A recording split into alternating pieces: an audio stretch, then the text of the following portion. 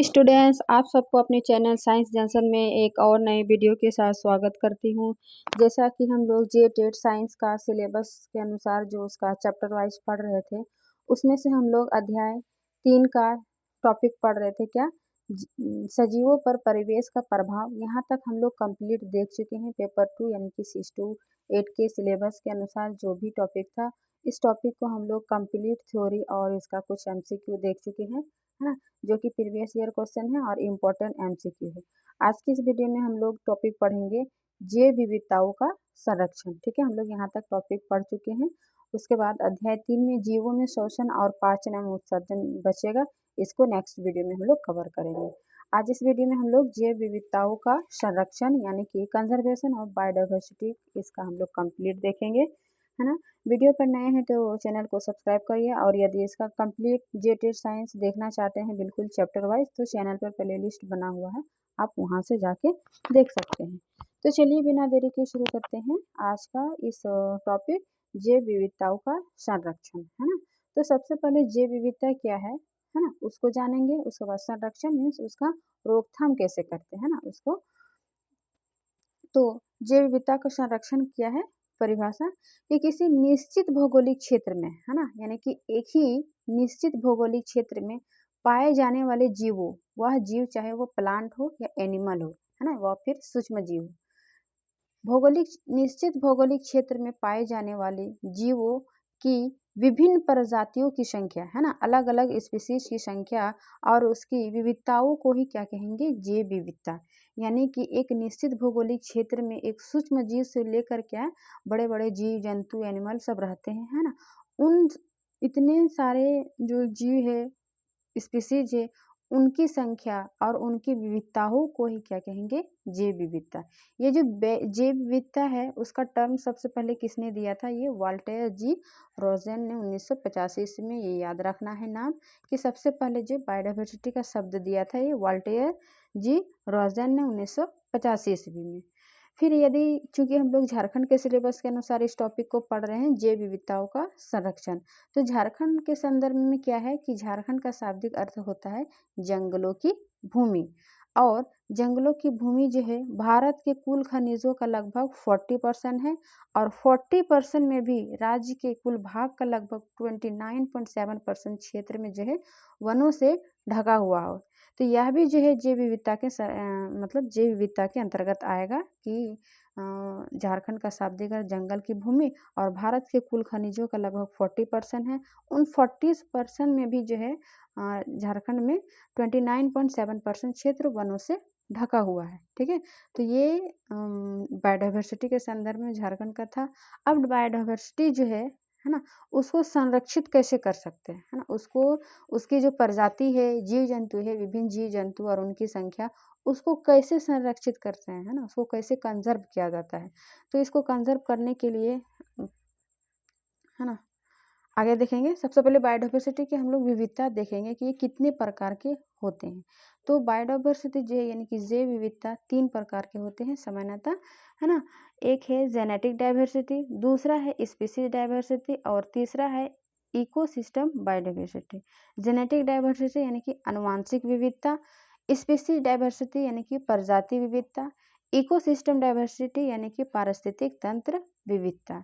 ठीक है, तो आनुवांशिक विविधता में हम लोग क्या देखते हैं, देखिए आनुवांशिक यानी कि नाम से ही पता चल रहा है क्या उसका जेनेटिक से संबंधित होगा, है ना, जीन से संबंधित होगा। तो एक ही स्पीस के जीवों के जीन्स में पाए जाने विभिन्नता में को क्या कहेंगे, आनुवांशिक विविधता।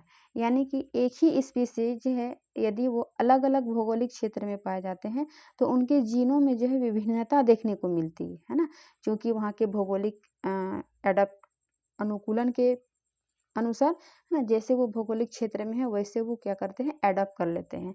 तो एक ही स्पीसीज है, बट क्या है, उसके वातावरण में चेंज होने के कारण उसके जीन में भी चेंज हो रहे हैं, है ना।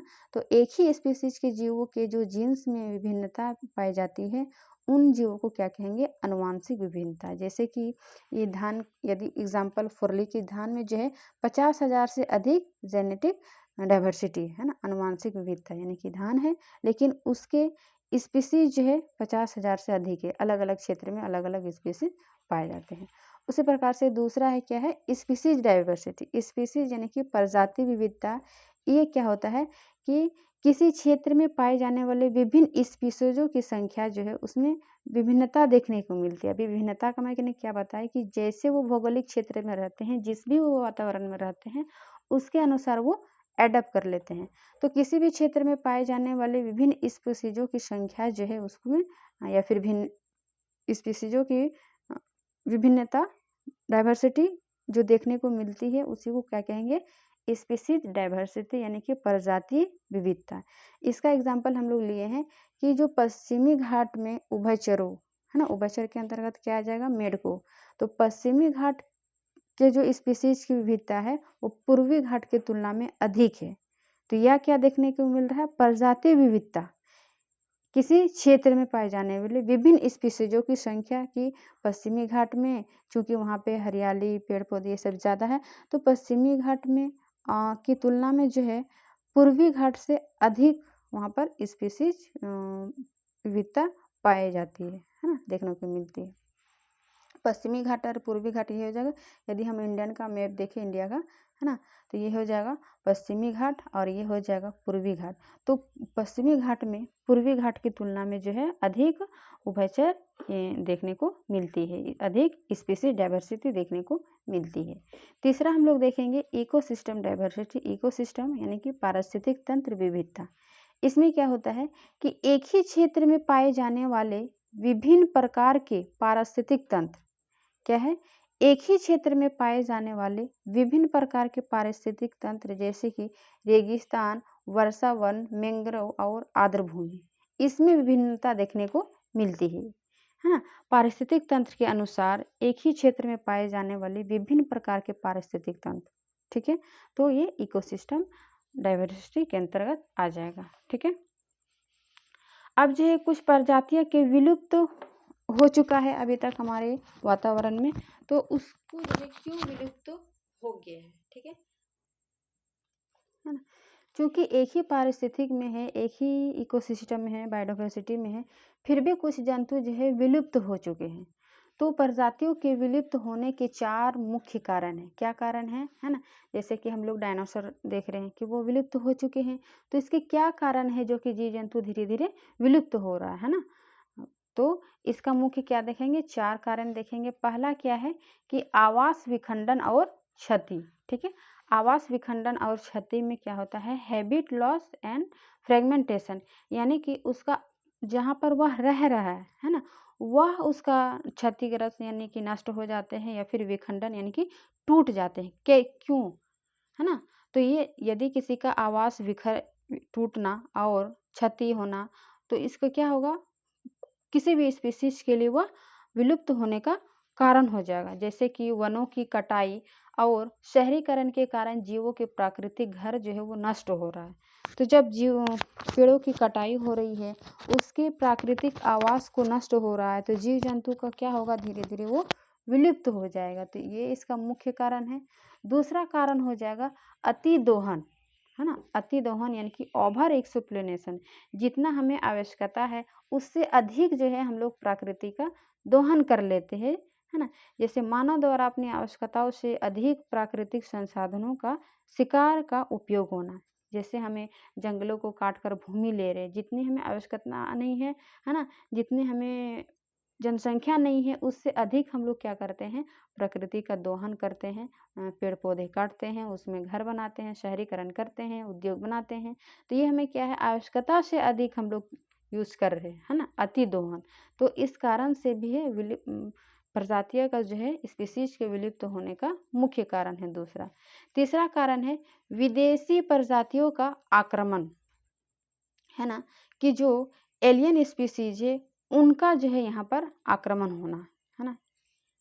तो जैसे कि बाहरी प्रजातियों के आने से स्थानीय प्रजातियों का संकट में पड़ना। यदि कोई बाहरी जीव जंतु आ जाते हैं, जैसे कि लैंटेना कैमरा और जलकुंभी का फैलना। जलकुंभी जो जल में पूरे फैल जाते हैं और वो ऑक्सीजन के लेवल को जो है वो कम कर देते हैं ना। ऑक्सीजन के लेवल को कम करने के कारण जो भी जलीय जीव जंतु हैं उनकी धीरे धीरे जो है वो मृत्यु हो जाती है या फिर विलुप्त हो जाते हैं। तो ये जलकुंभी का फैलना, लैंटेरा कैमरा, ये सभी जो है कुछ विदेशी प्रजाति का पेड़ पौधे हैं, ठीक है। तो उसी प्रकार से जब कोई, जैसे हमारे अपने घरों से उदाहरण लें, जब कुछ है ना, गेस्ट आ जाते हैं तो हमें रहने में थोड़ा-सा ज़्यादा दिन रहने के बाद थोड़ा-सा तो कुछ प्रॉब्लम होता है, तो हम बड़े क्षेत्र में सोचेंगे कि यदि यहाँ पर एक ही स्पीशीज़ के जीव-जंतु है अलग, ये अपने वातावरण के अनुसार एडॉप्ट कर लिया, फिर उसमें विदेशी प्रजाति मतलब आ जाने से उसमें कंपटीशन होने लगता है ना?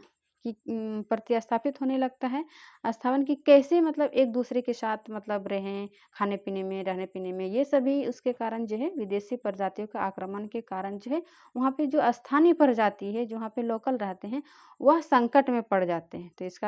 तो इस कारण से भी जो है हमारे स्पीशीज़ विलुप्त हो रहे हैं धीरे-धीरे। इसका एग्ज़ाम्पल हो जाएगा कि विदेशी घास है, ये लैंटना कैमरा और ये जलकुंभी का फैलना, ये है ना, एक प्रकार का जलीय खरपतवार के रूप में है, इस प्रकार से रहते हैं, है ना। ये ऑक्सीजन के लेवल को कम कर देते हैं और जलीय जीव जंतु के लिए मर जाते हैं।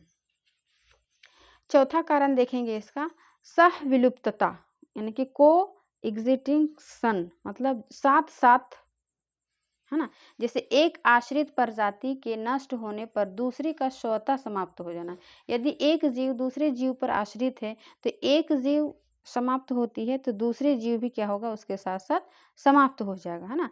एक आश्रित प्रजाति के नष्ट होने पर दूसरी का स्वतः समाप्त हो जाना, ठीक है। जैसे कि हम लोग इकोसिस्टम में फूड चेन पढ़ते हैं, है ना। फूड चेन, ग्रास होपर को कौन खाया, मेढक खाया, मेढक को कौन खाया, सांप खाया। तो माना कि यदि मेढक खत्म हो जाता है तो सांप किसको खाएगा। तो धीरे धीरे सांप के लिए भी क्या होगा, है ना, वो प्रकृति में रहने के लिए उसके लिए संकट पड़ जाएगा और इस प्रकार से धीरे धीरे वो सांप विलुप्त हो जाएगा। तो उसी प्रकार से जो है यदि एक प्रजाति नष्ट होती है तो दूसरी जो है वो स्वतः धीरे धीरे खत्म हो जाएगी, सह विलुप्तता। इस प्रकार से डायनासोर भी जैसे खत्म हो गई है उसी प्रकार से, ठीक है। अब डायनासोर हमें देखने को नहीं मिल रही है। तो ये हो गया स्पीशीज के विलुप्त होने का मुख्य 4 कारण है। बायोडाइवर्सिटी का एग्जाम्पल देखिए, हम लोग बायोडाइवर्सिटी यानी कि जैव विविधता का प्रकार देखे।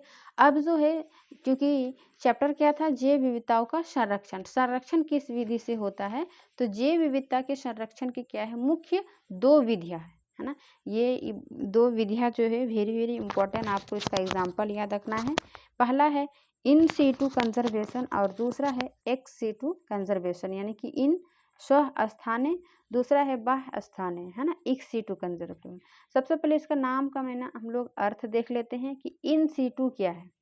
इन situ means in this, in its original situation, यानी जीव जहाँ पैदा हुआ वहीं उसका जो है संरक्षण बन जाता है। इन, जहाँ जो भी जीव जहाँ पैदा होते हैं वहीं पे उसका संरक्षण होना इन सीटू कंजर्वेशन कहेंगे। दूसरा है एक्स सीटू कंजर्वेशन, यानी कि ऑफ साइट या फिर इसको एग्जिट फ्रॉम सिचुएशन कहेंगे। इसका मतलब हो गया कि यानी जीव को उसके घर से बाहर, जहाँ वो पैदा हुए उससे बाहर किसी सुरक्षित लैब या पार्क में ले जाना, उसको वहाँ संरक्षित करना एक्स सीटू कंजर्वेशन के अंतर्गत आता है, ठीक है। ऐसे याद रखना, इन मतलब अंदर, है ना, जहाँ पैदा हुआ वहीं पर उसका संरक्षण करना इन सीटू। एक सीटू जहाँ पर वह पैदा हुआ उसके आवास से बाहर निकलकर किसी सुरक्षित लैब या पार्क में ले जाना, उसको एक सीटू कंजर्वेशन के अंतर्गत रखा जाता है। इसका जो हम लोग एक बिल अंतर करके पढ़ें ताकि जो हमें एग्जाम्पल भी याद होगा और इसका उद्देश्य भी क्या होगा, इसमें क्या क्या जीवों की संख्या है, उसकी लागत क्या है, उद्देश्य, ये सभी हम लोग अंतर करके देखेंगे। देखिए पूरे एक चैप्टर का आपको अंतर हो गया है, क्योंकि कंजर्वेशन टॉपिक हो गया। तो एक साइड लिए हम लोग इन सीटू कंजर्वेशन, दूसरा साइड लिए एक्स सीटू। इन सीटू में इसका आधार यहाँ पे लिए कि इसका मूल अर्थ क्या है, कि जीवों का संरक्षण उनके प्राकृतिक आवास में ही किया जाता है। प्राकृतिक आवास में हम लोग क्या देखें कि जहाँ पर वो पैदा हुए, है ना, वहीं पर उसका संरक्षण करना इन सीटू। तो जहाँ पर उनके जीवों का संरक्षण उनके प्राकृतिक आवास में ही किया जाता है उसको इन सीटू। जबकि एक्स सीटू कंजर में जीवों को उनके प्राकृतिक आवास से निकलकर मानव निर्मित कृत्रिम आवास में रखा जाता है। कहाँ रखा जाता है? मानव निर्मित कृत्रिम आवास में रखा जाता है उसको सुरक्षित के दृष्टिकोण से, तो उसको एक्स सिटू कंजर्वेशन के अंतर्गत रखते हैं। तो ये इसका मूल उद्देश्य मूल अर्थ हो गया। अब इसका उद्देश्य क्या है? उद्देश्य क्या है इन सिटू का दूसरा, कि पूरे इकोसिस्टम और उसकी संपूर्ण स्पीसीज को एक साथ बचाना। यदि जहाँ पर जो स्पीसीज मतलब जहाँ पर जो स्पीसीज होते हैं उसी को उसके प्राकृतिक आवास के रूप में वहीं पर उसको संरक्षित करते हैं। सभी स्पीसीज को एक साथ क्या करना है? बचाना है। जबकि एक्स सिटू में क्या है? किसी विशेष संकटग्रस्त जीव या पौधे को विलुप्त होने से तुरंत बचाना।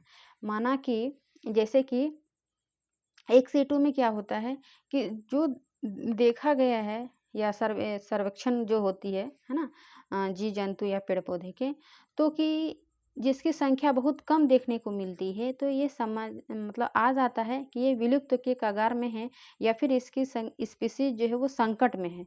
तो उसको एक विशेष क्षेत्र में ले जाते हैं, क्योंकि ये विलुप्त है। यदि इसको संरक्षित नहीं करेंगे तो ये और धीरे धीरे जो है वो विलुप्त हो जाएगा और वो हमारे प्राकृतिक से गायब हो जाएगा। तो इसलिए उसको क्या करते हैं?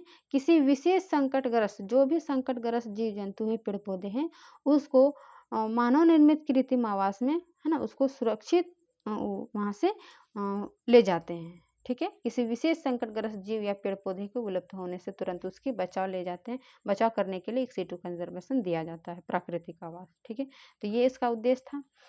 तीसरा अंतर हो जाएगा कि इसमें लागत क्या होता है इन सिटू में, कि इसमें खर्च कितनी होती है ना, कि यह एक कम खर्चीली विधि है इन सिटी में, क्योंकि उसके प्राकृतिक आवास में ही उसको रखा जाता है, तो यह कम खर्चीला होता है, क्योंकि प्रकृति खुद जीवों की देखभाल करती है। ठीक है, जबकि एक्स सिटू में क्या है? यह एक अत्यधिक खर्चीली विधि है, क्योंकि कृत्रिम वातावरण बनाने और रख रखाव में बहुत खर्च आता है। ठीक है, जैसे कि इसमें उद्यान जैविक उद्यान बनाया जाता है, जूलॉजिकल चिड़ियाघर बनाया जाता है, बॉटनिकल गार्डन बनाया जाता है।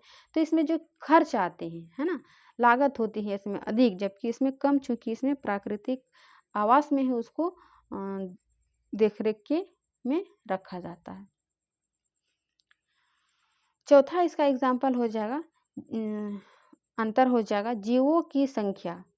यानी कि जीवों की संख्या इन सिटू में क्या है?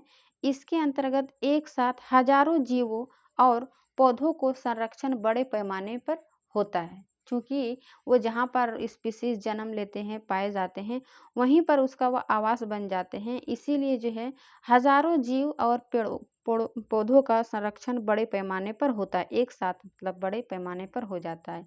जबकि एक्स सिटू में क्या होता है? एक्स सिटू में इसमें केवल चुनिंदा जो संकटग्रस्त है उसी पेड़ पौधे को, उसी जीव जंतु को लिए, तो इसमें केवल चुनिंदा और सीमित संख्या में जीव या पौधों को ही संरक्षित किया जा सकता है। ठीक है, नेक्स्ट इसका अंतर हो जाएगा मानवीय हस्तक्षेप। मानवीय हस्तक्षेप हो गया मानव मतलब मनुष्य द्वारा जो उसमें हस्तक्षेप होता है ना, ये हो गया इंटरफेयर करना।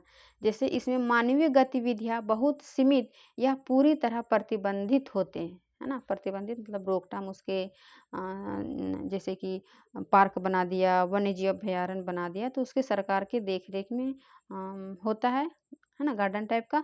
तो उसमें मानवीय गतिविधियां बंद रहता है ना, प्रतिबंधित रहता है। जबकि यह पूरी तरह से मानव की देख रेख और वैज्ञानिक प्रबंधन के नियंत्रण में होता है मानवीय हस्तक्षेप में। इसका main very very important in situ conservation का, कि इसका एग्जाम्पल याद रखना है। पूछेगा इनमें से कौन सा इन सिटू कंजर्वेशन है ना। प्रत्येक लगभग जितने भी कंपटीशन का एग्जाम होता है, इसमें यह एग्जाम्पल पूछा जाता है, इन सिटू और एक्स सिटू।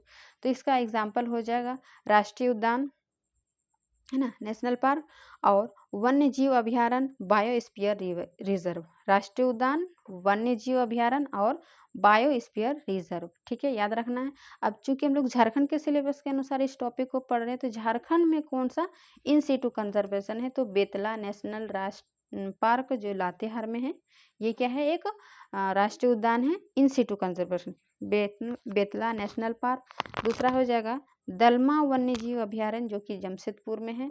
सरना स्थल, ये एक क्या है, एक पवित्र स्थल है।